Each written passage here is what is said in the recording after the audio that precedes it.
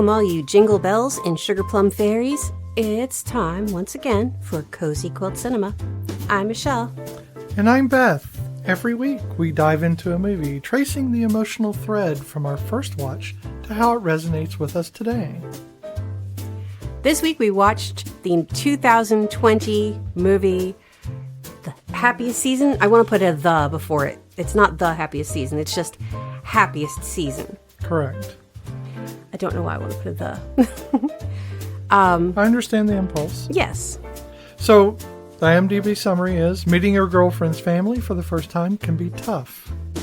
Planning to propose at her family's annual Christmas dinner until you realize they don't even know that she's gay is even harder. When Abby learns that Harper has kept their relationship a secret from her family, she begins to question the girlfriend she thought she knew. Okay. So, straight off the bat, I just want to complain about the names. Oh, yeah. So you're going to see, as we discuss this, that there's definite problems with this family. But you've got Sloane, who is the oldest. And I'm thinking Harper, she's the middle, or she's the baby? I think Harper's, the middle. She's the middle. Yeah. And then there's Jane, playing Jane. It's like they ran out of creativity.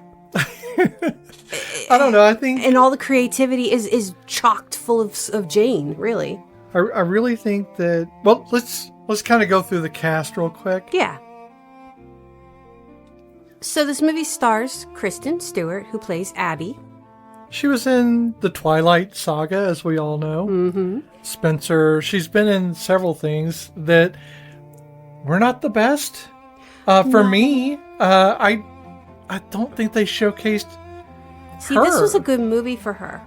I feel like it was a great movie for her. And I'm not trying to be a pain about Twilight, but I really have issues with Twilight, and one of them is the fact that it was almost like the direction said, don't show any emotion. And I think that actually is the case. Yeah, and here's the thing is, A, if you've read the books, Bella's a very emotional person. But B, I feel like other directors glomped onto that and kind of did the same, very similar things with other movies. So a lot of people feel like she has no emotion, but she has a lot of emotion. Yeah. Like when she can show it. So, so I'm sorry. Abby's girlfriend is played by Mackenzie Davis, who plays Harper. And she was in *Halt and Catch Fire*, *Blade Runner 2049*, and *Tully*. Okay. The only thing when I looked, I couldn't remember her from anything. And I'm like, I should know her from something, right? I had not seen her. I'd not seen any of those things. The only thing I knew her from was, and it wasn't even like I knew it was her, was she did a voice in *Love, Death, and Robots*. Oh, yeah. So I wouldn't have known. No, because it was a voice. Yeah. So Mary Steenburgen, who we all love but hate this character, she plays Tipper. Who, she's been around forever, but she was in *Step Brothers*, *Back to the Future*, Part 3, *Melvin and Howard*. She's been in so many things. What was the TV show that we saw that she was in? Very good. Oh, the one with the girl who anyway. heard the music in her head. Yes. Some Infinite Playlist. Yeah, something like that. But is she still married to Ted Danson? Is she married to Ted Danson? She was. Oh, I have no idea. I don't keep up with that. I don't know. Kind it was of like pop but they were culture. one of those really popular couples back in the day. So I don't know. Anyway, I should have looked that up. Victor Garber plays Ted, which is Mary Steenburgen's on-cast husband. Words. He has been in many things. One of the TV shows I know that he was in was Legends. Okay. Where he is part of a superhero duo, which they're one and the same person. It's a thing. He's a professor. The kid is actually part of him and the kid merge. It's very weird. Okay. But he was in Titanic, Alias, and Argo. You're going to see a lot of Argo people showing up in this for some reason. Not sure if it was a thing. They just did it because, or they just happened to be there. What's the character's name on Parks and Rec? The porn star. She was like, I was in... Brandy? Yeah, and she's like, I was in all of this. And Argo. And Argo. I had a small part in Argo. That's true, though. Brie Allison, who plays Sloane, which is the older sister. You mean Allison Brie? Did I say Allison Brie? You said Brie Allison, but I know what you meant. I was looking at her last name Yeah, you were first. looking at her last name. That's fine. She was in Community. She was Yes. in Glow. She was in Mad Men. She's pretty much in everything. She is a pretty dynamic actor to hit all these different kinds of roles. It's crazy. She had a lot of Annie-ness in this, though, and I kept wanting to make fun of her. And Like Annie, if she did not actually meet the Community people. if she grew up as a wasp. Annie, if she grew up without the rehab, maybe. Yeah. Maybe. Yeah, because other than the interracial marriage, she's definitely Annie. A lot of Annie. Although Annie loved Troy. True. So that was like the unwaspishness of her, but everything else was pretty waspy. Mary Holland played Jane, but Mary Holland is also one of the co-writers, along with the director Clea Duvall. And she plays poor Jane.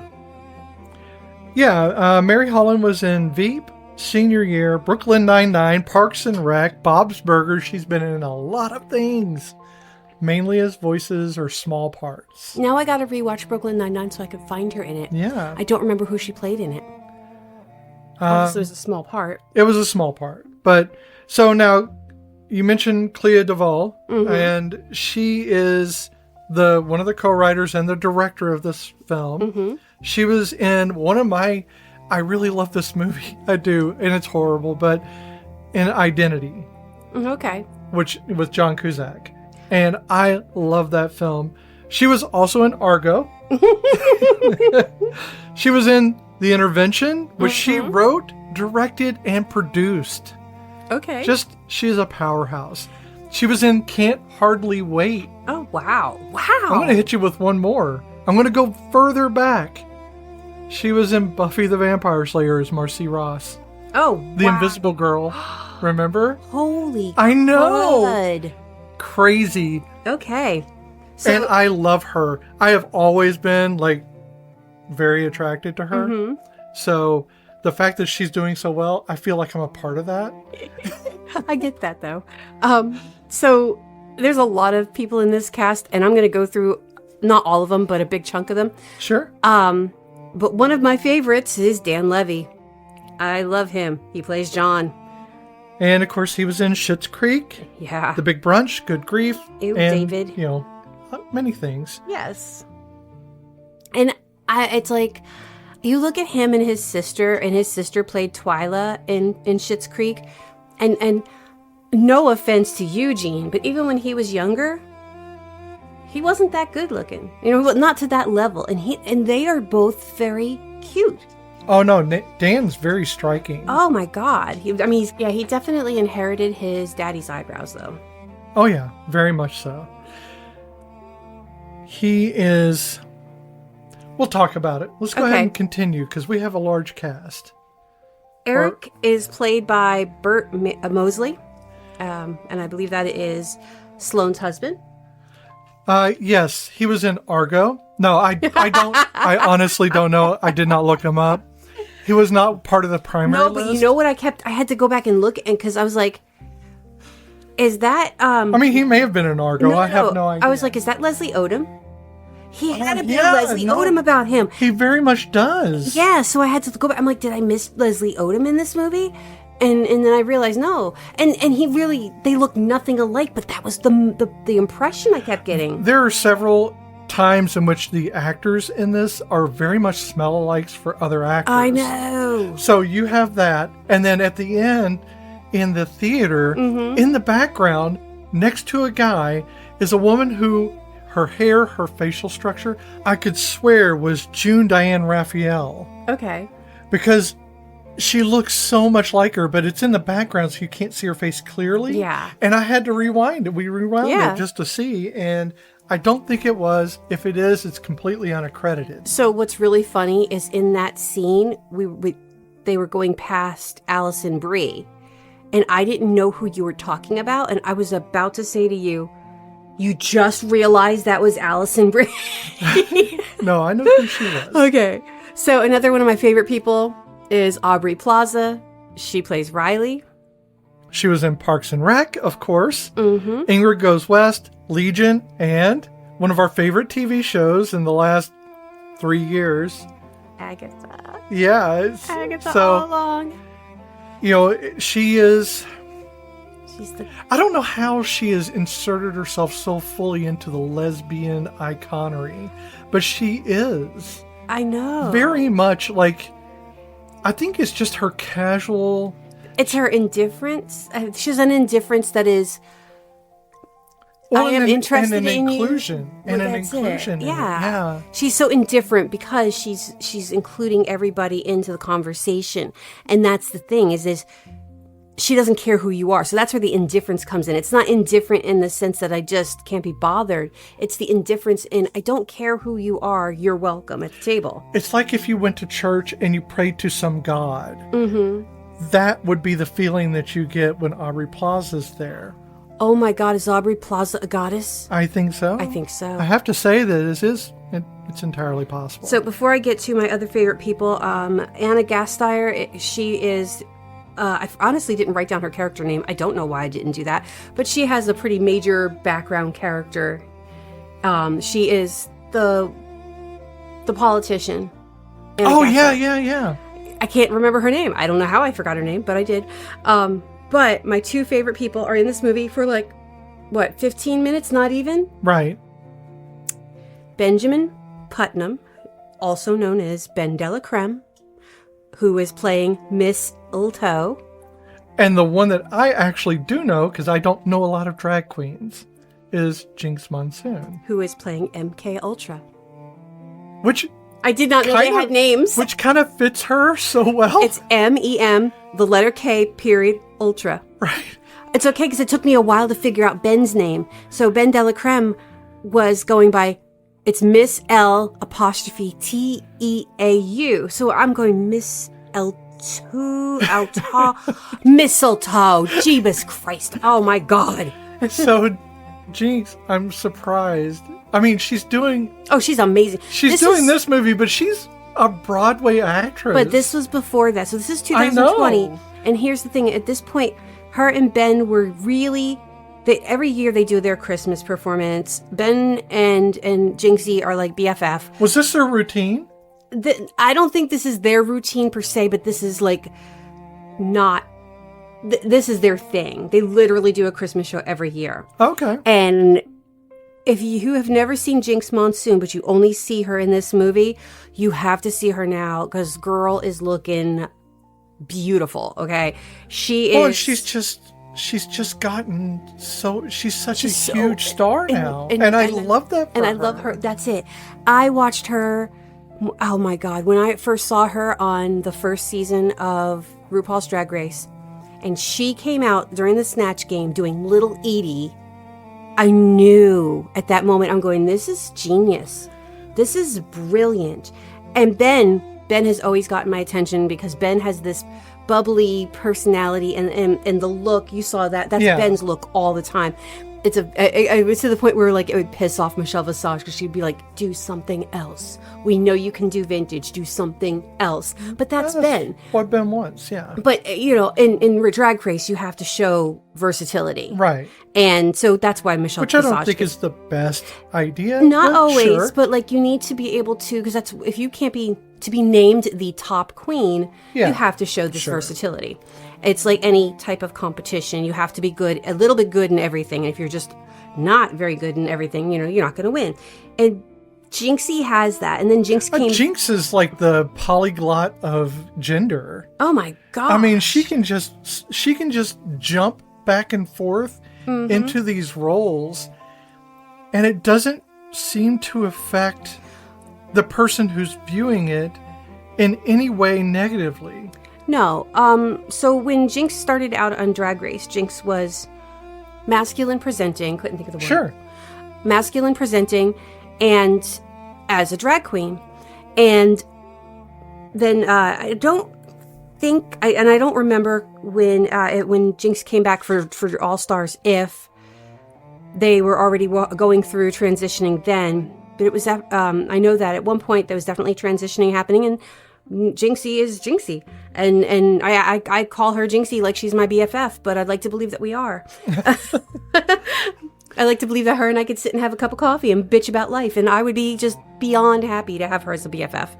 So, as we're speaking now, you can hear I'm excited. Mm-hmm. And I'm not excited necessarily about the content of the film. There are some aspects to it, which we will talk about. But I'm excited because this is one of the few films that we have gotten to talk about that actually represents some aspect of us. Mm-hmm. So, the film is fairly significant, and it's one of the first mainstream holiday rom-coms to feature same-sex couples. There were 4 released that year. Yeah. And Christmas time. So yeah, it's definitely it was the beginning of a boom. And this film it's showing the hardship of living in a heteronormative centric world. Mm-hmm. And while it doesn't include trans people in it, except for some actors who showcase, it has a bit of everything in it. Yes. So you have some representation for everyone, but the story lies, or the emotional weight in everything here lies within Harper. Mm-hmm. So one of the things we're going to find out is Harper's kind of the anchor. She's the albatross to her own voyage. Oh, definitely. Which is horrifying. And I want to be angry at Harper. Oh, I am.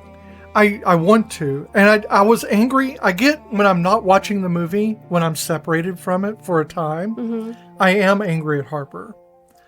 When I watch the movie again, we should talk about this first, though. Okay. How did you feel the first time you saw the film? I'm so sorry. It's okay. No, please. I'm the one who's usually derailing us. Honestly, I don't think I paid very much attention to it. I know I kept cheering on Aubrey Plaza and Kristen Stewart as being the couple that gets together, because I really, really wanted that to happen. I didn't even know that Jinx and Monsoon were in this. Jinx and Ben were in this the first time we saw it. And then when I saw it, I was like, oh my God, those are my queens. Like I know them personally. But I didn't dislike the movie. I did like it for what it was. And I felt the book's very similar to how I felt now. I don't feel like Abby should have forgiven Harper, because I hold grudges. So, well, we'll get into all that. Yeah. But how did you feel? How did I feel watching it? Yeah. I mean, I felt like it was a very inclusive movie to a certain extent. There was a lot of inclusivity. Kind of dug those creepy little twins, though. I remember the first time going, little shits. Yeah, there are little shits. But yeah, that's how, I mean, yeah, again, I didn't dislike it. How did it make me feel? Ambivalent. Yeah, kind of ambivalent. Okay. That's fair. Fair enough. For me, I felt kind of stunned that we had a movie that was not just about Christmas or just about LGBTQ, or about LGBTQ people with Christmas way in the background, as if you're showing that it's going on and they're completely separate from it. Yeah, no, this was definitely, Christmas was integral. Right. This whole thing the whole movie was part of the Christmas tradition, or at least the holiday tradition. And I can accept the fact that people view this as a religious holiday, though for me it never has been. Never has been for me But either. it is about, for me, which has been instilled through movies and TV shows and, well, just rhetoric and people talking about it as a family thing. It's Christmas is for family, and I empathized greatly with the fact that Abby is missing her family. during the entire thing, Abby has to miss her family the entire time. She doesn't get a choice in that. No. She doesn't get to forget that her parents are gone. Mm-hmm. And they passed away when she was 19. The season reminds her constantly of that. Yeah. She doesn't hate Christmas per se. It's just not a happy time for her like it is for other people, so she just usually avoids it. It's a lonely time for her. So I can understand that. But for me, it was about, I was very happy to see this movie. It was, for me, very happy. I know it's unusual for me to say that was my emotion. But I was happy. I was indignant. I actually kind of flip-flopped several times. I was frustrated many times. And we'll get into that. So yeah, I went through like a deluge of different emotions. Yes. And I guess that's a good thing. I am oftentimes ambivalent about Christmas movies, but in this case, I was excited. I said how I didn't feel bad for Harper. The only time I feel bad for Harper is at the end, when her sister outs her. That's when I actually feel bad for Harper, because nobody should be outed like that in front of a whole group of people at a family event that is not just family. It's your father's a politician and there are strangers in your home and you're getting outed in front of all of these people. Well, let's talk about that. First of all, when the movie opens, she's not out. But you think she is, because as the movie is opened, they are it's Harper and Abby, and they're at their own home, which is not in Pittsburgh. Yeah, we know it's $1,000 to get there from the parents' house back to their home. I want to say it's like Columbia or Columbus. Maybe it's a Columbus, Ohio. I think that might be it. Could be. Maybe I don't know. I'm probably I don't know for sure. But they are enjoying the Christmas season. Harper is. Yes. Abby is willing to go through the motions with her. And excitedly, Harper invites her to her parents. Yeah. And Abby was like, I don't know, because, she thinks that she's already come out to her parents. So this isn't an issue of that. No. It's more of, do I want to be around a bunch of people reminding me of my family being gone? And if I'm going to be in a mood, why should I make everybody else in a mood? Sure. So it's being thoughtful. Also, it's a little bit self-flagellating, where you you already feel bad, so you're going to continue finding situations to make yourself feel bad. Yeah, I'm going to make myself feel worse. Yeah. Right, but one of the things, and I don't want it to seem like I'm really harping on Harper, but during the first part of this, Harper interrupts Abby when she's trying to thank her for inviting her. Yeah, because now Abby's thought it over, and she's like, you know what? I am good with parents. I'm actually kind of looking forward to this, and I'm going to do good here. I'm really, really excited about this situation. But she shushes her. And then, there's that. And then climbs up the someone else's house. Well, that was before this. I was thinking in the car when they were actually going. No. She hadn't invited her yet. Yeah, I'm talking about before that. Oh, yeah, they climb up onto it was their apartment, because there's just multiple apartments in that building. Oh, is it? Yeah, because they were on the... I thought they were in the other apartment next to it. Maybe I'm wrong. I think it's the same building. Okay. And because when they wake up the next morning, they are on a second story. But they're not, obviously, the reindeer couple having the kinky sex in the... Sure. Yeah. Not sex shaming. I'm just saying they were weird. Well, I mean, it is the season. But yeah, she shushed her, and that is for me a red flag right there. It's like someone's trying to tell you something, and you just Harper's often in her own head, trying to find different ways to make other people happy, but she's so busy in her own head, she doesn't realize she's making them miserable. True. There's a lot of self-centeredness, but as you get to learn and see her family, you understand that they are an affluent white family, and there's probably a bit of entitlement in there. So the entitled tend to not realize that the rest of the world is not privileged to their thoughts. So they continue on. Now, I do it, but that's because I have ADHD. Well, and I have a conversation that I start blurting out in the middle of, but that's not because I'm trying to hurt people. I just don't remember. I just start talking. But with her, I don't think that's the case. I think it's definitely she's very focused on her own thoughts. well, when they get down off the building after, well, Harper gets to climb down. Abby gets to fall. She slides That's down. kind of what is going to happen later on in the film. Mm-hmm. And Harper, I keep saying she, but Harper invites Abby to go with her to her family on an impulse because she's having a good time and because she's feeling, giddy and everything. And she has not thought this through at all. No. So then you see that afterwards, when the high comes down of being like exhilarated, now she has to deal with the fact that, well, she has not come out and she really doesn't plan on coming out to her family. But the thing is she doesn't tell Abby until they're in the car driving. Oh, I know. And so that's not when you tell somebody that there might be a problem and that maybe you shouldn't be coming along. And that because I haven't told my parents that I am gay. No, you should have told her that way before. And you definitely should have told her before you got in the car.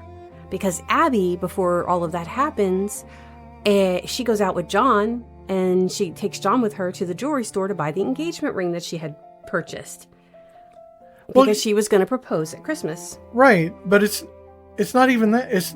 She also lied about it. She didn't did. just not come out. She lied about yeah, coming because she out. said her family was okay about it. Right. And they didn't even know. And she's like, well, you told me that you already told your parents and they were good. And she's like, I didn't. So that's kind of messed up there. Throughout too. the film and at every turn, it seems like she has maneuvered Abby into a position of a diminished power. Oh, yes. In order to maintain control. Mm-hmm. So, and it's not always her fault. It's just that a lot of times that's how Abby ends up, but that is taken full advantage of in a lot of cases, usually by dismissing the fact that she's in a diminished role. Yes. And instead of acknowledging it and just moving the seating. Yes. At the restaurant where she has the lowest sitting seat because it's an odd seat out. Instead of just changing with her, she asks her, do you want me to change? Putting Abby on the spot, knowing she's not going to, the reason why she asked her if she wanted to come, she thought she would say no. Uh-huh. Yeah, I mean, because think about it. You know damn well, if we were in a situation like that, and you asked me, do you want me to switch places with you? I would be like, well, you know what? I would say no. Right. So you would have to take the initiative and basically pull the chair out from underneath me to get me to move so that way we could switch places. Yeah, the difference is I would ask you, you would say no, and I go, okay, and then I get up and move you. Because I know that you're just not wanting to do it because you don't want to cause an issue. And it's called knowing your partner well enough to know. She does not know how to read Abby at all. Yeah. I tell you, this movie it reminds me, and I knew it before, but it reminded me how much I like Kristen Stewart. How much I really like her ability to be herself in a role. Yes. And I think you can see a lot of her in that role. And I think that is, for me, very endearing. And I thought, she gets such a bad rap for a lot of things. Yeah. No, and she emotes in this film. She is and very much present in this film. And her and Aubrey Plaza have more chemistry, I think, than her and Mackenzie Davis, who, talking about smell-alikes, is I kept thinking she reminded me of Dakota Johnson. Through the whole movie, I kept thinking she just had her mannerisms and just certain things about her. Yeah. Mackenzie Davis. Oh, Mackenzie Davis. I thought you were saying Aubrey Plaza. No, but the smell-alike thing. No, Aubrey Plaza. Aubrey Plaza. Yeah, there is no Aubrey Plaza in this world other than Aubrey Plaza. Again, the goddess. So, yeah, I think that this is a lot about family. I mean, this is a family film. It is about family. Oh, yeah. But it's about a different, instead of it being like a family film, like in the traditional sense, to me, it does embody the modern family, because it does have the traditional aspect of Harper's family, but throwing in people like Abby and Riley, and then later on John, and then having Joan just existing in that family, to me, it is definitely shows a modern. And I am the oldest, but yet I relate to Jane. Oh my God, I want to call her Joan. Jane in such a deep way, because she's a lot more verbal about it than I was in my family, but I was that weirdo. I am that weirdo. Invisible, but also the one that was discounted and pushed to the side. But also whenever there's a problem, the one that, has to come and fix it. Right. Hoping that you would gain some notice or some love or anything. Yeah. But then like she painted that picture for the white elephant, and she put 100 hours into that picture. It was a beautiful picture of the downtown area of their town, and it was destroyed like that, like nothing, by her own sisters. Yeah. And that I felt that, because it would have been better if they'd done it out of fury at her, but they just did it because it was a convenient article to hit each other with. And again, I feel that. I feel that having something that you love and you put a lot of effort into, just being just easily dismissed by people who should care about the things that you're doing. Yeah. But, I mean, it is a family film, but it's a family film with coming out. Yes. It's a coming out film. It's a lot of things. It's a how to kill your relationship in 5 hours. Oh, basically, yeah. It is how to fix your relationship in 3 days. It is listen to Aubrey Plaza and maybe you'll learn something, bitch. It's a lot of things. And I think to a lot of people it's going to mean different things, but overall it means acceptance. Yes. Sometimes it's about accepting someone for who they are, and sometimes it's accepting people for the mistakes they make. Yes. And that we're not perfect. And what I really loved is that the family themselves, and I don't think we're going to be breaking anything here because this is an older movie. Mm-hmm. Not old, but it's 5 years. 6 years old now. And in the end, the parents accept everything because they are flawed. Mm-hmm. They're not mad at her for being gay. They're mad at her for lying to them. Yeah. Abby's mad because Harper lied. But I think that they accept their children, all the flaws of their other children as well. Mm-hmm. Sloane, who... Her marriage has fallen apart. Yeah, and has lied about that, has tried to keep this perfect marriage intact. And her little klepto twins. Right. And then, you have the crazy one who has done nothing except be exuberantly crazy, which I think she's great.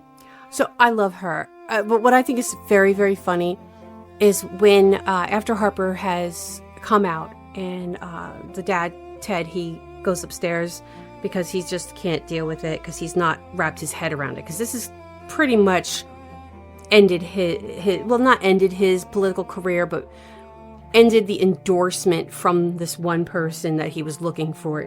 That was Anna Gasteier's character. I mean, you get the idea that may be what he's actually going through, but... Well, because she says to him, I'm looking at your family, da-da-da-da-da.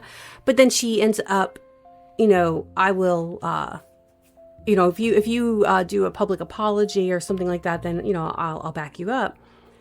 And he doesn't tell his family this, but then he's like, oh no, it didn't work out. So, because he didn't want to tell them what he gave up and what he wasn't willing to do, because he knew that they would have all been like, oh no, we'll well, yeah, because she wanted Harper, the woman he's trying to like woo for this position. Yeah. She says if Harper can keep don't ask, don't tell, and keep quiet, then it will be fine. And you understand at the end that he turned that down. Yeah, but he's a little just trying to, sort it out in his head. But it was what Mary Steenburgen said when she goes to the room. She says to him, we put a lot of pressure on Sloane, and we put a lot of pressure on Harper, wanting them to be, the best that they can be. But we kind of gave up on Jane because when she was in pre-K and she wouldn't stop biting people.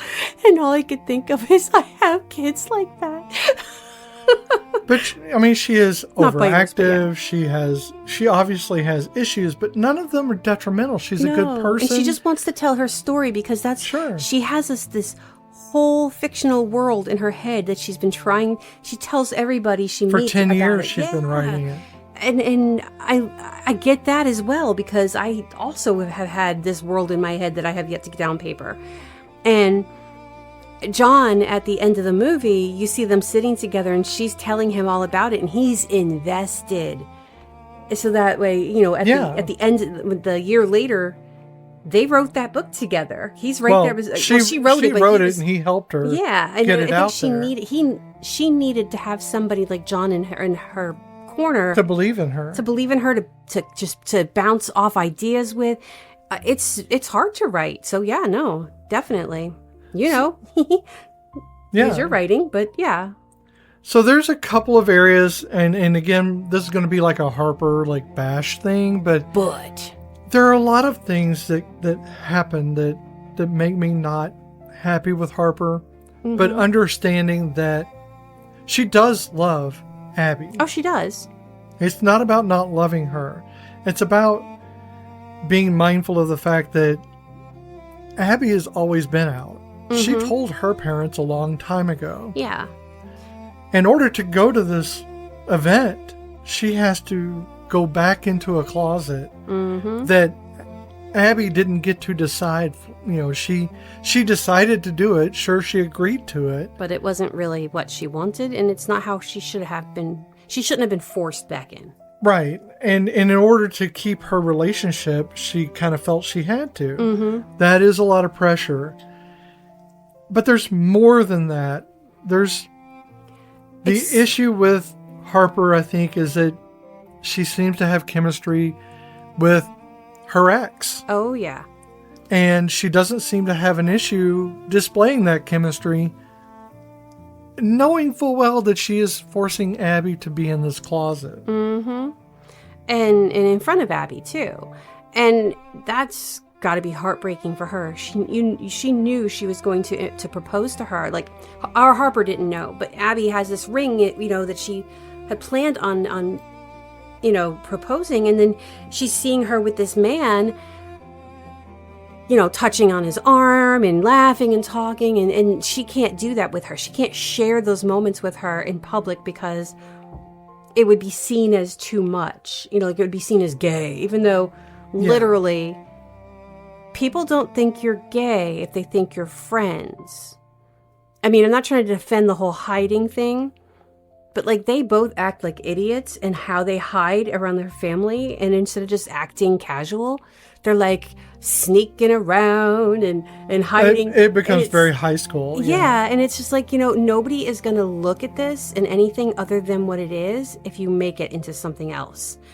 I've spent many nights sleeping with best friends, sleeping literally next to them in their bed, because that's just, we were talking up, late at night, and then that's just what happened.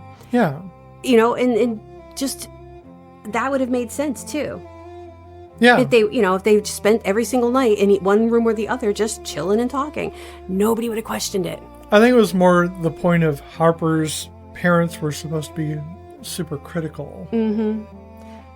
And wanted everything a very certain way. Yes. I also hated that every time Abby would text her, "I love you," she wouldn't respond. And then when she did, it was like a heart emoji. Yeah. Yeah. That'll hit you every time. It's just, let's put it this way, the red flag dude on TikTok, he would have had a field day with this. So, I don't know, man. Here, my issue is with Harper, but mainly my issue is kind of the undeniable chemistry, like you said, between Abby and Riley, and it having there was no conclusion to it, and you just feel like you've been left. The film ends it's fine. It ends just right. Everybody's happy, everybody's loving, everybody's going to have a good life. But it is so straight-coded rom-com. Oh, definitely. It's so straight-coded rom-com that you forget that there's any gay in the movie during that scene where they're all happy and everything's good.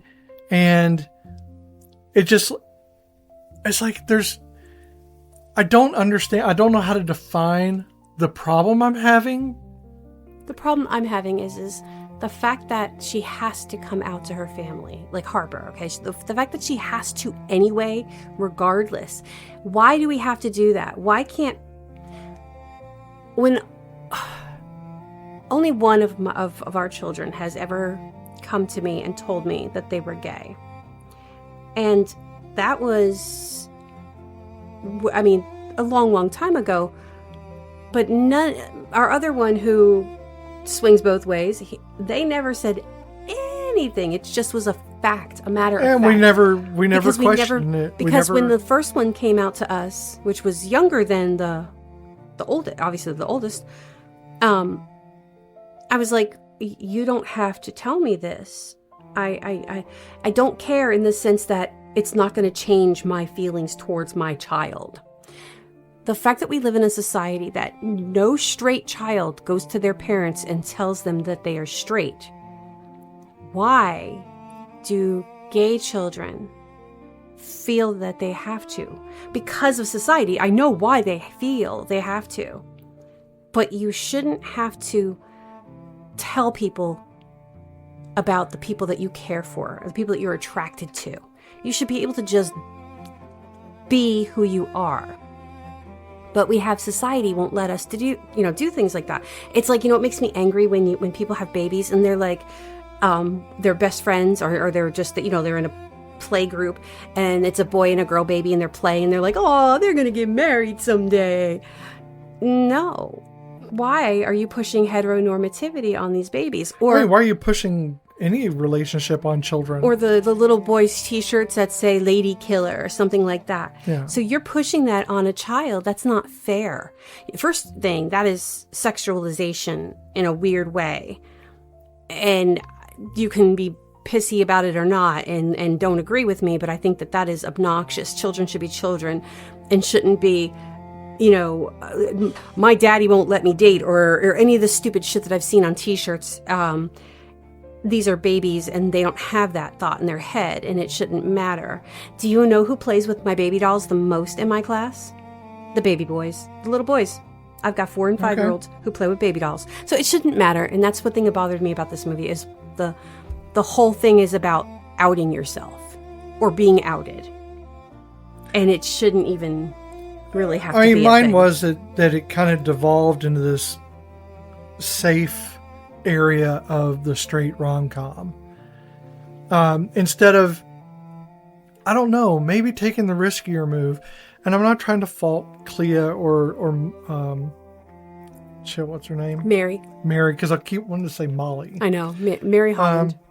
I'm not faulting them for their writing because this is how they envisioned it, and that's what happened. But for me, it made more sense that Abby left Harper because Harper was not ready to come out, was not able to make that sacrifice for herself, not for Abby. She should not ever have been doing it for Abby, but she did. In the end, when she came out, it wasn't for her. She did it for Abby first, then rolled herself into that. Yeah, and it shouldn't that's have been not that healthy. Way. No, it's not. But see, now Abby and Riley could have developed a relationship outside of this family with her own family. Maybe we see that in the next film or whatever, but for them to have a relationship, and I'm not saying it because I want them to be together, I'm saying it because it was a natural progression. They had in the gay community, it's a natural progression. Their relationship, even though it was very, they met a couple times and hung out a couple times, and ended up like hanging out at the parties together because they all were in the same running circles. But they had it was a very easy flow. Relationships shouldn't be forced. They shouldn't be hard. It shouldn't be. I hate when people say that it's hard to be in a relationship. I don't find it hard. I mean, I have found it hard in the past, but those were the relationships that I shouldn't have been in, and they were not good. But when it flows, yeah, there are times where you're going to have issues. There's going to be times where you're going to fight and you're not going to agree on everything. But in general, in the whole, why be with somebody that you have to fight so hard and stress so hard over? Yeah, I don't know. I don't want to harp on Harper. No, because honestly, I think Abby's wrong in the sense that she should have walked away and kept walking. Sure. That was a bad situation. I think even if she didn't go to Riley, she should have left for her own benefit. I think it would have sucked. Mm-hmm. It would have been not the happiest season. But I think that it just was unfair for everyone in that. Well, first of all, Sloane was Sloane, right? Yeah, mm-hmm. Sloane is the one who outed Harper in the first place. She shouldn't have done that. So Harper may not have ever come out on her own. No. And you know what? That still would have been valid for her. Oh, yeah. Because that was her decision. That would have been her decision to stay in the closet forever. Not everybody has to come out. You don't have to come out to be gay. You just have to come out to be happy. And Abby walking away at that moment would have been valid as well, because I am out. I am free. I can't go back in the closet and be somebody's dirty little secret. Sure. And that's what it would have become if she had not been outed, if Harper had not been outed. But that's the thing about Riley is she already went through this, mm-hmm. and she feels for because she had dated Harper. Right. Back in the She's day. already had this happen from the person that Abby is having it happen to. Mm-hmm. So she's getting this. She's at the side again. Abby keeps getting shunted to the side mm-hmm. every time, as if she doesn't matter. Almost like they do for Jane. Yes. And that they're not acknowledging her. And instead of talking to her, they do the wasp thing of just not mentioning it. So let's talk about the Mary Steenburgen of it all. I did not like this role for her. I have always loved her as the sweet and kind woman. You know, she usually plays roles that are, and I could be wrong, but I only remember her as ever playing. Who she is in the end of this film is much better than who she is throughout all of the rest of the film. In the rest of the film, she reminds me a lot of my ex-mother-in-law. It's all about how we portray ourselves to the public. We used to have this saying when it came to my ex-mom-in-law was, as long as we look good for church. You know, it didn't matter what was going on, as long as when we went to church, we were the perfect portrayal of a family. And that kind of that's like the picture when they're taking the Christmas picture, and Abby's she asks Abby to take the picture, not be in the picture, for one thing. And Abby's like, say Christmas, and she goes, no, let's just smile. Let's not do that. Just smile, because she doesn't want anybody because if you say Christmas, everyone's going to be doing this different things at the same time. Right. And she wanted it to be a perfect picture. And then she criticized the pictures that Abby took, she's not a professional photographer, but she had, blurry, this one's out of focus, this one, da-da-da. And not just that they were, but that she said it out loud as she went through them, right next to Abby. Who did her the favor. Yes. And so they were very, and they give her this room in the basement and then walk in constantly. With no lock on it. Yeah. And it's Grand Central Station. It shouldn't matter that they're storing stuff in that room. You have a person in your house, you should offer them the respect of knocking and waiting until they say it's okay. But they knock and then immediately open the door, and it's like there's a lot of entitlement. I have a bear in here. Yeah. I mean, what if there was a bear? They would have been killed. Shit. You don't know how much control I've got over this bear. You open that door, it's going to rip your head off. Damn, woman. So, no, it was very upsetting, her character. I mean, at the start. At the end, she does pull everything back in. Yeah, yeah. She's not fully out of the wasp nest. No, because you can't shake that stuff. But she is, she's trying to be better. And so is her husband. Yes. Yeah, no, Dad does, Ted, he does do better. He just needs to, for him, I get it. He's just got to adjust. I think they just didn't realize. That's the thing, is they've been doing it so long, they didn't realize that they were doing these things. Mm-hmm. And if the kids had maybe, and it shouldn't be on them, but if the kids had sat down and said, look, we cannot keep competing with each other, and you need to stop making us compete. Yeah, then maybe all of this would have been resolved way before this. So I want to make sure that we don't vilify Harper. Yes. Harper is not the villain of the piece. She is a victim like everyone else in this film. You're a victim of your own ignorance, and you're a victim of your own fears. Mm-hmm. Harper is a victim of her fear. Yes. She is afraid of losing her parents. I know what that's like. My parents died. I never came out to them. I did not give them the chance to reject me, because it is much easier just to stay quiet and let everybody go. And then once they're gone, you can say, oh, I never got a chance to tell them. Yeah. Well, I did have a chance. I had chances my entire life.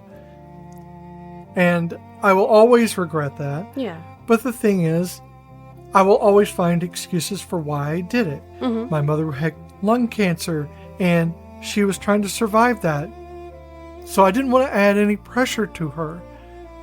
But she was in my house. She was in my home. We got married because and when we got married, I had to present as someone I wasn't when we did it, because I didn't say the words. True. And so I guess in a way, I'm Harper. Mm-hmm. Well, I mean, I wouldn't say that you're Harper per se, but it is hard to not say something. But conversely, sometimes it is hard to say something. Well, that's the thing, is we're all at one time or another, we're either Harper or Abby. Yeah. There have been times where I've been Abby. Oh, yeah. Or at least I felt like I was Abby, especially during the early times where when I came out, and I felt like you were hiding me. Mm-hmm. And it may not be the case, but it doesn't have to be true to have that feeling. No, and in the earlier, and we've talked about this since then, but for me, it was not my place to tell people about you, because it was you coming out slowly to family and to job and to the world. And so it seemed like I was hiding you, but really in my head, I was protecting you. In my mind, it was me trying to protect you and letting you do it at your pace. And it still wasn't my place to come out and say, oh, well, Beth is blah, blah, blah. And it was not, again, that's how it came out as me hiding, but it really wasn't. It was me trying to do it in a protective way. I mean, like, I was getting pissy with people, like, straight out. Like, I mean, people would ask, when our oldest, he blabbed to my parents, and my mom comes right at me, and she's like, is this true? And I'm like, no, because it wasn't my place to tell her, and you weren't at that place yet to say something. So I didn't have a problem doing that, because I wasn't going to let anything get in the way of your esteem. That's it, like your self-esteem, because I was afraid that someone was going to find out before you were at that point and then knock you back. I mean, and that's what, that was how I logicked it in my head. So again, that's not how it may have been, but that's what I logicked it. It is much harder for a trans woman to come out and then be accepted for coming out than it is to be gay and say you're gay and then be accepted as gay, because no one's going, well, you don't look gay. Yeah. You know what I mean?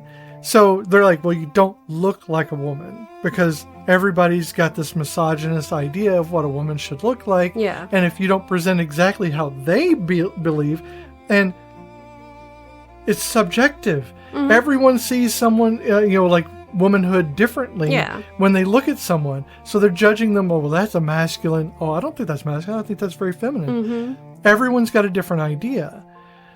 But gay is a very straight analogy. You know, you're gay because you like the same sex, or you are attracted to the same presentation. But for trans people, we have to, if we don't conform in any way, mm-hmm. and believe me, I enjoy conforming to who I am, because I haven't been who I am for many years. But they don't have this issue in this story. Yeah. And Harper is so afraid. She is so desperate to keep her father and mother's love, and to keep kind of the sibling, like, it's not really love so much as rivalry, mm-hmm. but to keep their respect as her place among her peers. Yeah. That she's not willing to come out. Yeah, and there's anger there because Harper is a journalist, and their father tends to lean on her or try to show her off or bring her around to other politicians and people of importance. And Sloane had, I guess she was an attorney. She was an attorney, and then her and her husband decided, after they had the twins, to sell, Mom kept saying gift baskets, but it was these like cultivated elaborate gift baskets. Really. Wooden vessels. Yeah. So, I mean, it was just some fancy bougie shit. But she, I guess, took that, like her parents, I guess they did. They kind of looked down on that. And Harper became the number one. And so it really put a wedge between Harper and Sloane. And Jane just was oblivious. Not oblivious, but just happy to be there. You know, hey guys, I got invited. Because, like, she doesn't get pissed when the dad's saying, no, there's a problem with the internet. She just gets flustered with the internet. So there's, Jane just doesn't seem to have the guile to be upset about it. But yet, especially with that painting, that was like her final straw. I love when the guy starts to hit on Abby at the bar. And she's like, I'm not interested. And all of a sudden, Jane slides in between them. And she's like, I am. So, I mean, wasn't he there later on, too? He was there. Oh, no, he might have been. Yeah, he was in a scene at one point. I don't think I really noticed whether he was or not. I just remember seeing a beard. He had a beard. But I appreciate that Riley was there to help Abby. Mm-hmm. She wasn't there. She wasn't there to down Abby. Nope. Or to warn her away. No, from Harper. She was not there to, try to get into their relationship. No, she was just there to be a friend, mm-hmm. and that was good. Also, a friend that you could see she was kind of hoping would go further, but also not going to push it because she knew Abby loved Harper, so she wasn't going to push herself as a go-between. But she was going to let Abby be the shoulder that she was going to be the shoulder that Abby needed if she needed it, just have somebody to vent to. And then she was going to give her side of it. Now, was there ulterior motives? I mean, there might have been, but she's not being really. So I didn't see that. She's not being very conniving. She's just being like, but they go to a gay bar. I mean, that's where Jinxie and Ben are in that scene. And it's like, so Abby's supposed to hang out with Harper and Harper's friends after this dinner that she had been uninvited to. Because she did not steal a necklace at a mall. That the twins, the shits. I literally wrote, the twins are shits. They stuck one in her bag when she wasn't looking, and she got caught out for shoplifting. And it is bullshit, because if they just looked at the camera, they would have seen that she didn't steal it. Yeah. But they did not. They were just assholes. But so while they're at that dinner, she goes to hang out with Riley, and they go to the gay bar, and that's where, they really talk a lot about her relationship with Right. Harper. But then, you get to see Jinxie and Ben de la Creme. But then Harper texts her and says, hey, we're meeting at this other bar. And she goes there, and it is like just like the polar opposite.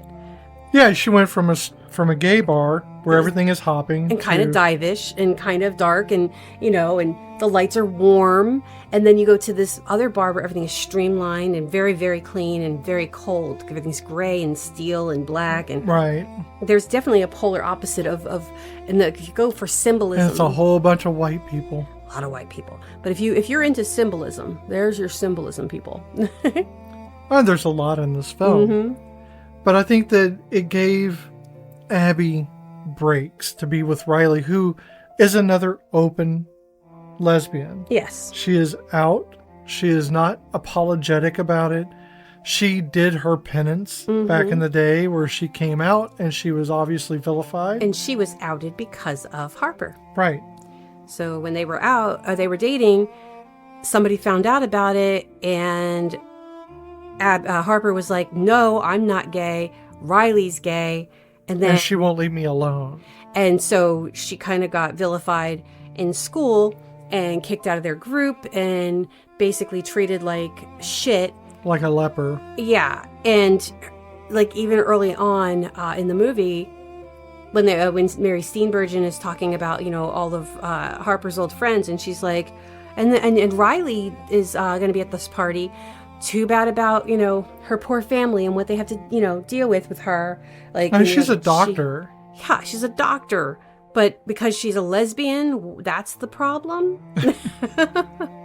So that's part of why Harper didn't want to say anything, people, Well, she didn't, it wasn't her place.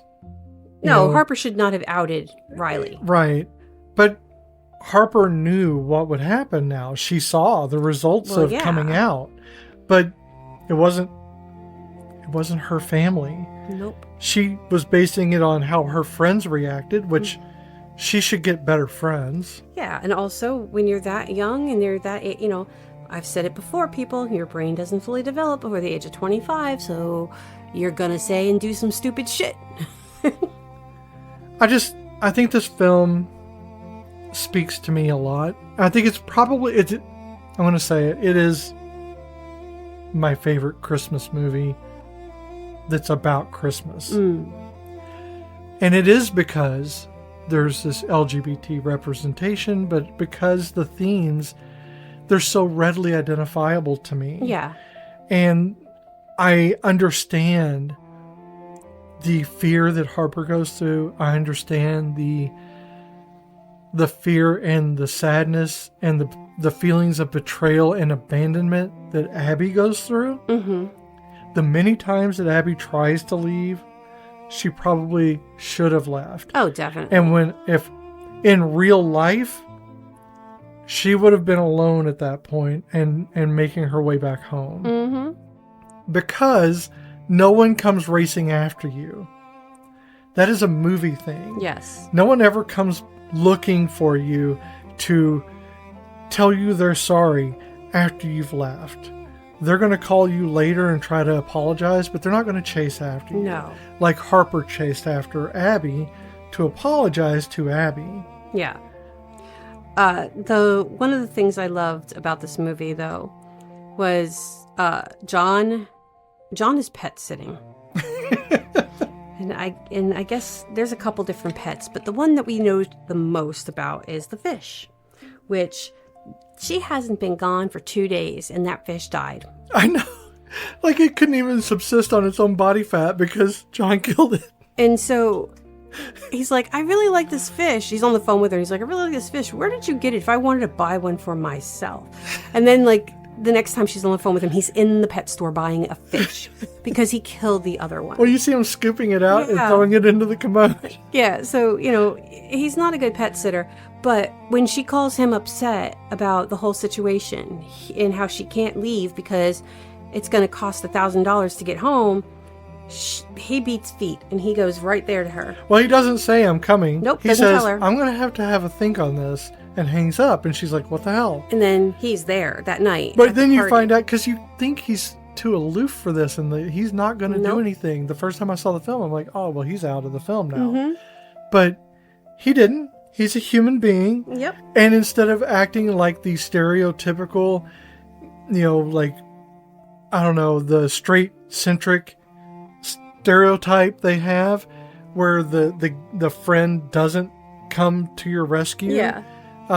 He does. He does it instead. And what I also think is funny is in the beginning when he's first introduced, he keeps looking at his phone and they're like, what are you doing? He's like, oh, I left a guy at my house from last night and I'm tracking him to make sure he leaves. Yeah.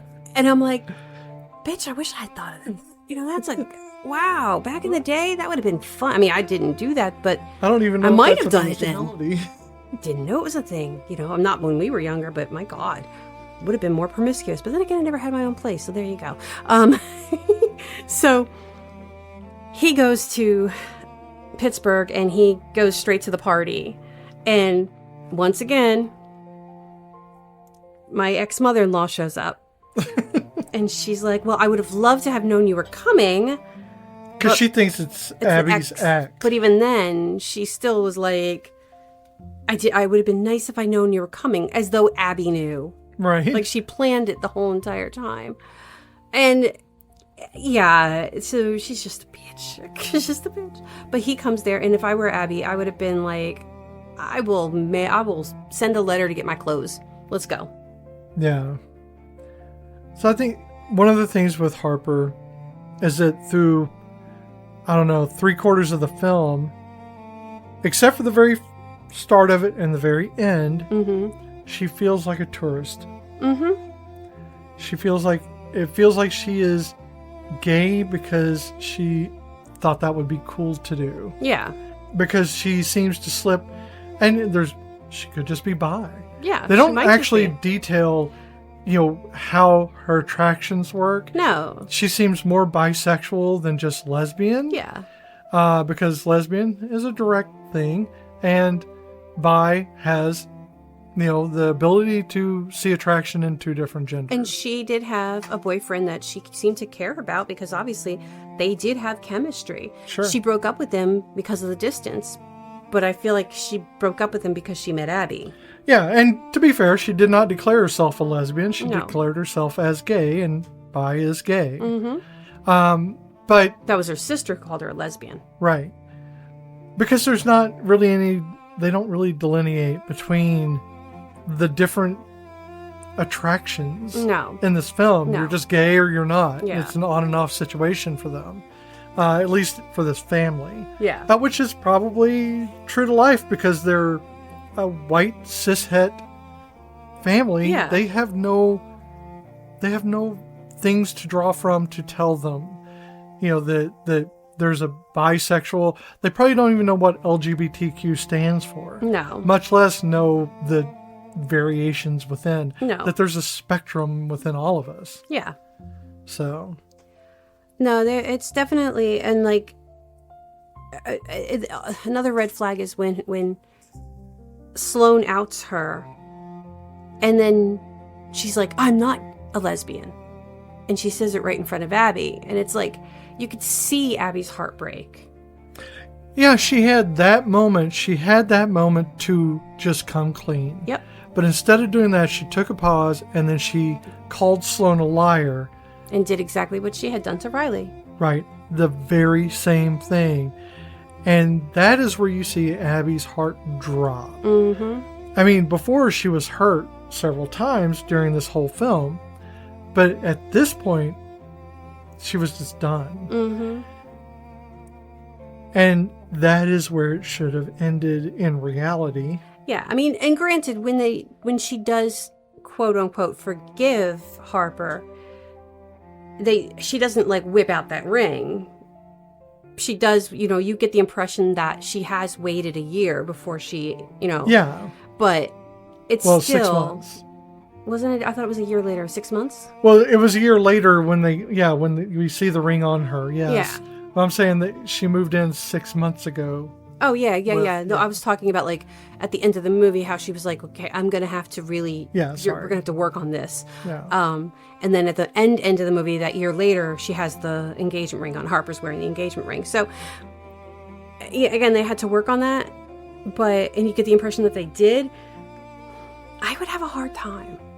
I mean, I guess if he cares for somebody enough, but I would really, really have a hard time because I would feel like they were just constantly just not happy with me, no matter how much I was. Yeah, because what is it about you that they just don't want to be? But that's the thing, though. She should not have. It is true that Harper should not have come out for Abby. No. But it's denying that was on top of denying who she is, denying her love for Abby. At the same time, it was a twofold thing. I can see that. I understand that. I get why Abby was hurt and why Harper feels like the villain right then. Yeah. But I do think that, when you're forced out, you're not ready to be out. That's your choice. Yeah. That's not just your choice. It's also when you're the most comfortable doing it. Some people never come out. We have a coming out day. It's not a day for people to come out. It's a day to acknowledge that coming out exists, that you have the option. That's what it means. You have the option to come out. There are people who care about you no matter what you are. So coming out and being yourself is okay. And that's all that's saying. Yep. But she chose not to come out right then. And that's fine. She could have done it in a less hurtful way to Abby. Yes. She brought her there almost as if she was expecting this whole thing to happen. Why would you bring the person you love into such a hostile environment? Into an environment isn't just hostile, it's unknowing. But you're right. She did ask her, thinking she was going to say no. Sure. But she took her sweet time in backpedaling. She could have done on it the car ride there, but that's again, she put her in that power of position, that position of power. She had all the power. She was driving the car. Yep. So it's not like, Abby couldn't just get out and walk away. She had to argue with Riley. She had to argue with Harper, and Harper was the one that had the car. Yeah. So what the hell else was she going to do? She, for more reason than anything else, it's just I have no ride home. I guess I'm just going to go with you to this. Yes. And she keeps getting put in that position. She is in the basement. She's in that little chair. She is shunted to the side. She is ignored at both parties. Yep. By, her love. Yes. These are things where it's not just the red flag. It's you feel abandoned. She already felt abandoned. I have abandonment issues. We all know. Oh, yeah. But I would have been a wreck. Oh, my God. During all of this. I would have been sick. I would have been having such flashbacks to again, there was a lot of my mother-in-law and my mother-in-law's family. So at my ex-husband's family was pretty big. Not their immediate family, but they had aunts and uncles and cousins and stuff like that. So we were at one of his cousins' weddings. And this cousin, now that part of the family, very, very, very much rich, very affluent. But the couple who were getting married, they were really down to earth. They were nothing like, so I don't want to say their names, but that aunt and uncle, while very rich, didn't come from money.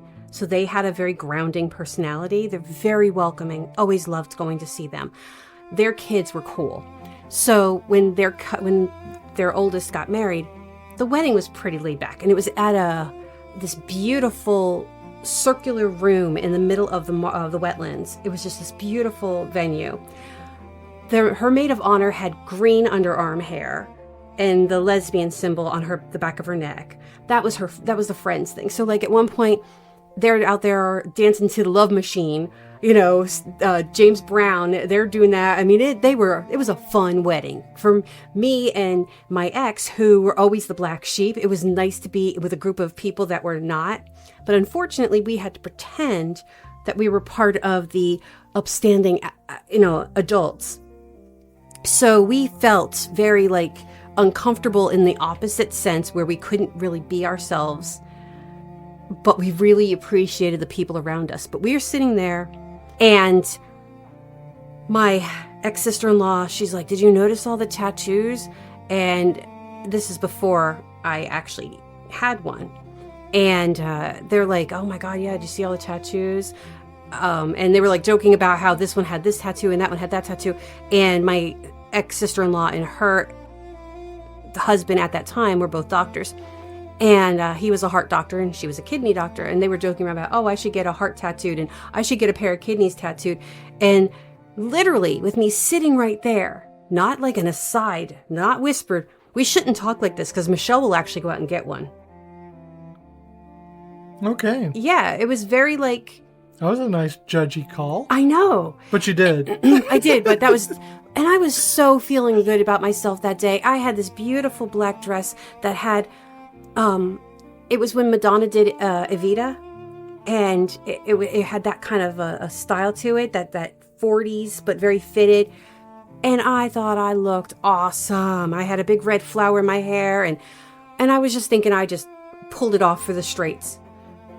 Apparently it wasn't good enough. So yeah, that was kind of my like beginning of my end on trying to please that family.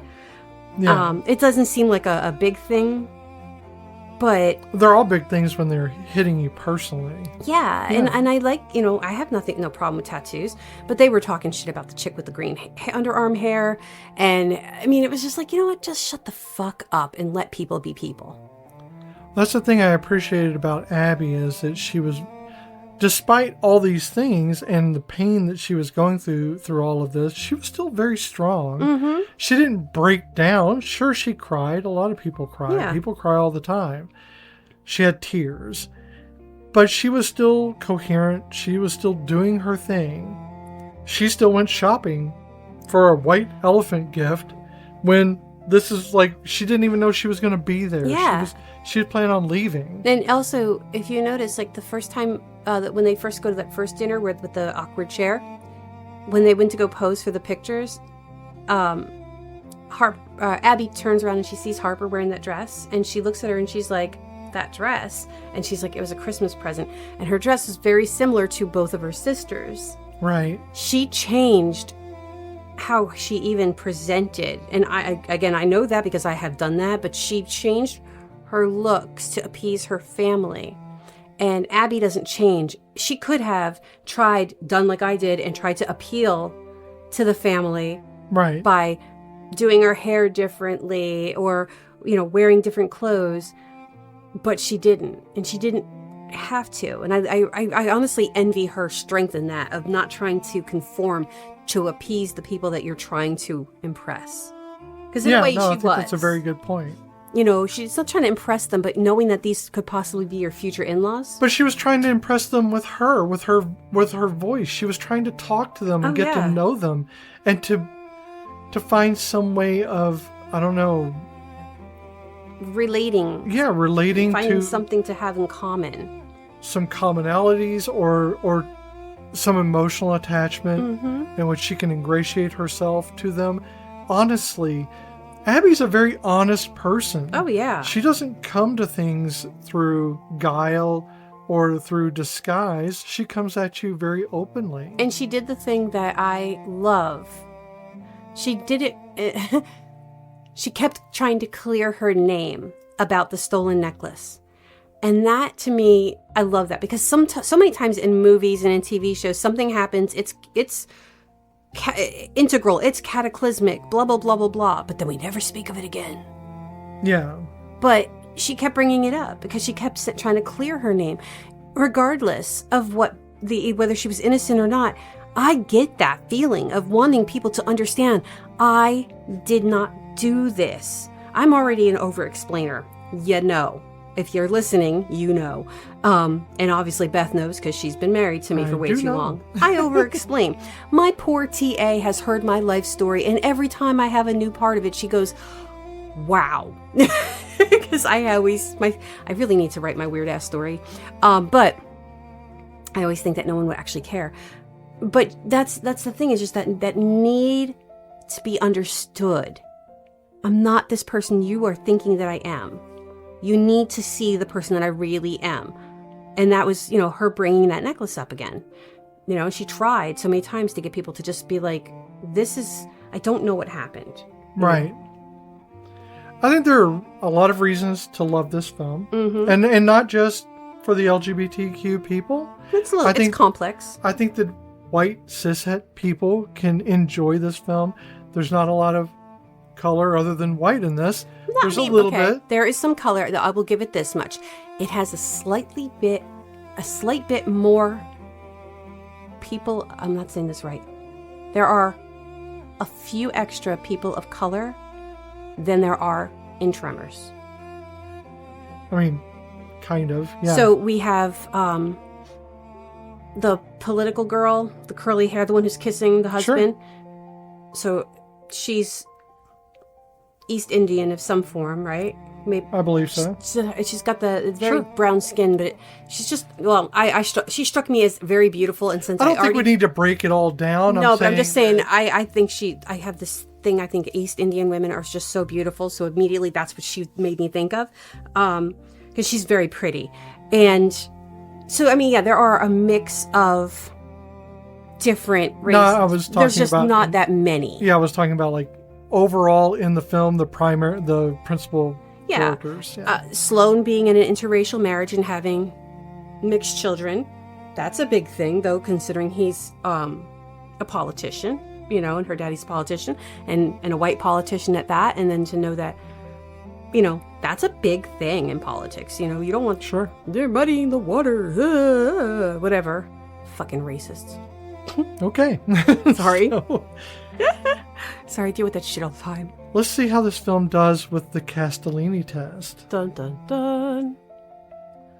There have to be at least 2 named women characters with at least 5 lines of dialogue each. Everybody in this cast but 3. It's quite a bit. Yes. Those characters must have a conversation not necessarily with the other woman, either not about their partner or with their partner, future or current, and not about their relationship. That's going to be a hard one. That's going to be hard because everything is about relationships. And everything is really about Riley and Abby's relationship. Except for when they talk politics. And when Riley and Abby are talking... Did I say Riley and Abby? I meant Harper and Abby. Wishful thinking. Riley and Abby talk about Riley and Harper's relationship. No, that doesn't count. Yeah. It's going to be difficult. It is very difficult. They talk about Christmas. They talk about Christmas parties. Oh, yes. Riley tells her all about the party that she goes to every year with her family. And then... Yeah, so we have a lot of talk about family. I think we can get around... There are going to be a lot of relationship talks. Yeah, there's more relationships. There's been at least one conversation in which they're not talking about their direct relationship. Yes. So at least one of the women has to be integral to the plot, meaning that if she were written out of the film, it could not reach the same ending.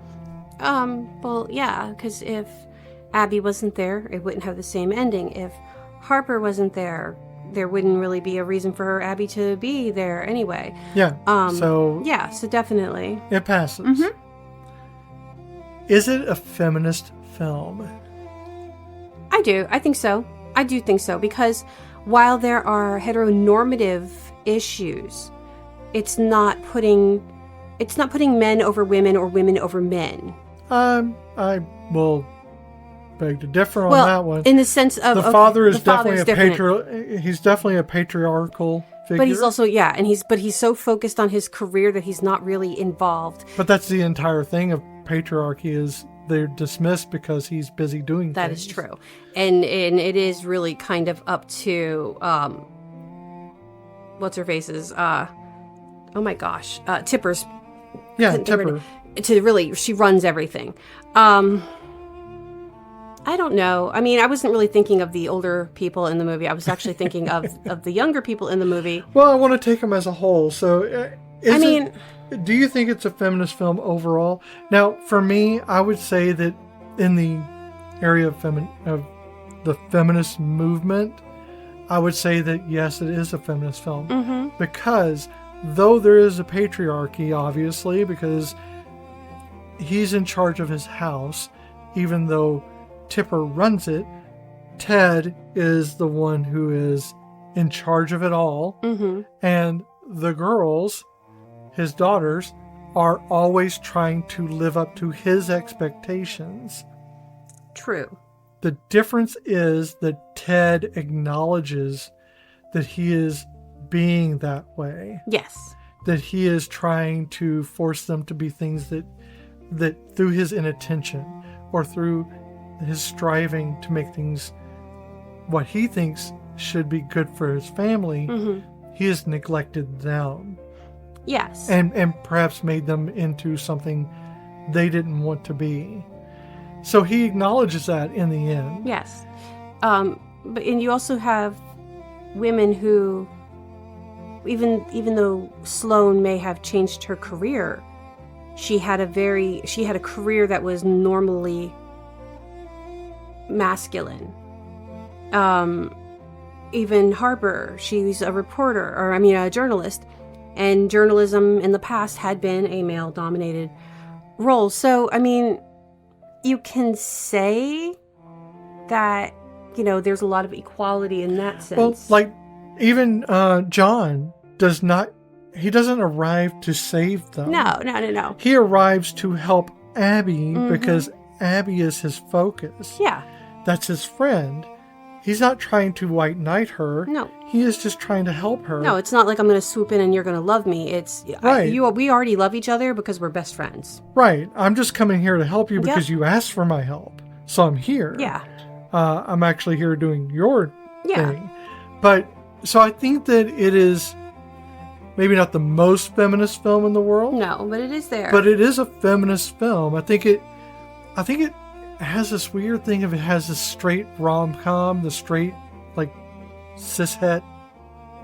It's the rhythm. It's rom-com of it all. Yeah. And it fits this queer narrative into that. Mm-hmm. Kind of like we've been watching on YouTube the guy forging stuff. Yeah. Because I watch random stuff all the time. Yes. He's making Damascus. Yes. So in that way, they are kind of making Damascus steel out of this film in which they have this queer narrative that is encapsulated by this heteronormative, like, storyline that usually comes up, like a Hallmark movie. Okay, so I'm very proud of myself. Sure. Heteronormativity would be sugar cookie dough. And you have always used the round cookie cutter for that one. And homosexuality and the LGBTQ world is chocolate cookie dough. And while they could have used a big flaming rainbow to cut those cookies out, they used the same circle that they used to cut out the sugar cookies. Yeah. Essentially, that's what I said earlier. But I know. Yeah. I was very proud of that. No, you made an analogy. I was very... I'm sitting here going, cookie cutter. Okay, yeah. And it is cookie cutter. And it's cookie cutter season. And it is cookie cutter in a lot of ways. Yes. But also it invites not just the storyline, but you have these people that come into and out of the film as those reminders of a past. So you have Riley and you have, what's the boyfriend's name? Carter. Don't know his name. His real name. I didn't write it down. You have Carter and you have Riley who kind of weave in and out of this story to remind you that Harper's not just this one-sided character. She has several different things. She's made mistakes in the past. She is a real person to them. And Abby is not just seeing her as this just solely as a perfect love. Yeah. There are complications. This is a story about people. And I think it's good to remember that this is not just I came home from New York City where I'm a designer and I met the love of my life, who was the guy I dated in high school who now makes, I don't know, glass figurines from lightning strikes or something. I don't know, crazy crap like that.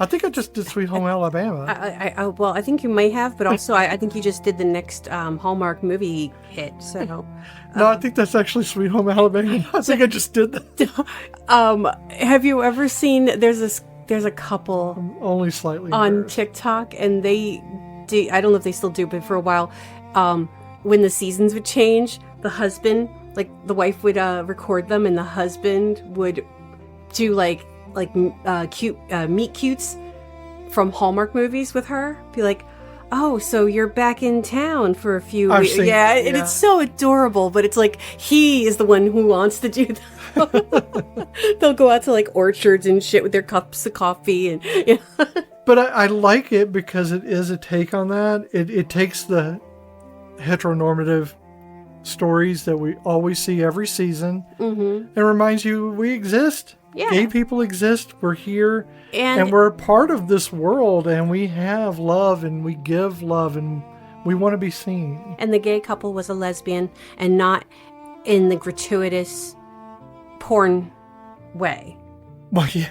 Well, because because think about it, in any type of television show, it's usually the gay men because those are the safe ones, and then if they because they're going to fade to black, so. But it's also like, because, the guys don't want to see the icky, so it's safe because they don't actually aren't going to really kiss. But the girls, if they normally would have them on there, and then they would like be over sexualized, and they're not. Well, that's why we have Will and Grace instead of a show with two lesbians who are actively out. Don't get me wrong, I did love me some Will and Grace back in the day because I loved Karen and Jack together because, I had a friend who I used to call Poodle all the time because he was Jack. I don't know the... Oh my I'm not going to know all the references because I didn't watch Will and Grace. Megan Mullally. It was like my first exposure to her. I loved her. So, I know the context of it. Yes. Okay. So if you would like to watch this movie on your own, good luck. No, it was hard to find. So this is originally a Netflix movie.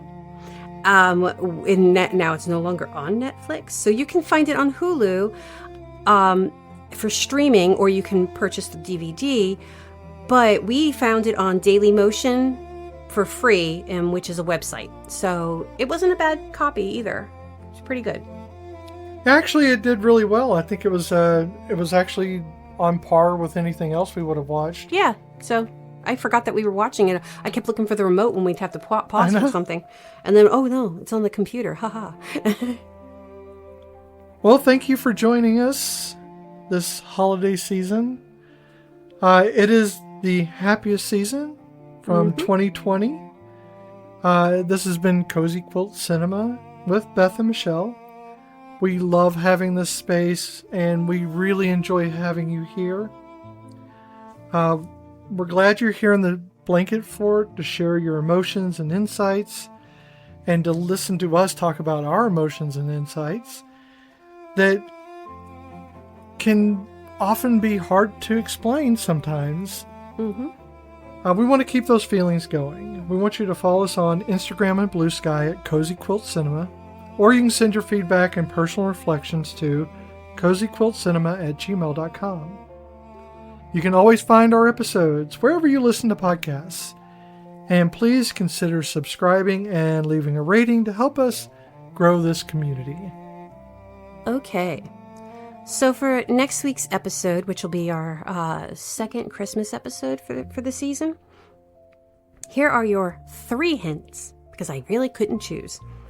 So there were a lot of accidents that happened on this set that were all included in the film itself, in the finished product. The lead slipped on water, walking down some steps. He had his lip torn by another actress, and he also elbowed another actress in the face, all of which appears in that film. The second clue is that the lead and the director, they were constantly at odds. The lead wanted to improvise because that's what this person is known for. And the director, he kind of sped through it. And in an interview, the lead said it was the worst experience because it was just on fast forward. It was just a sped through movie. It was very, very fast. And my last clue is that the lead turned down 3 major roles just to be in this movie.